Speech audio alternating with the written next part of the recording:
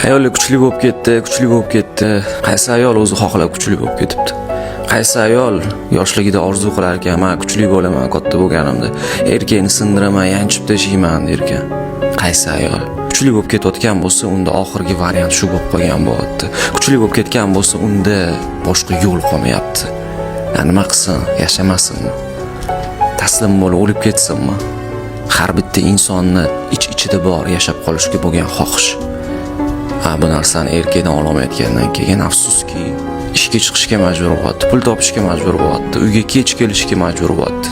Bolalariga qarab o'tirsinmi, men aldandim yoki ishonib qoldim, endi ochlikdan o'lib ketamiz deb nima qilsin?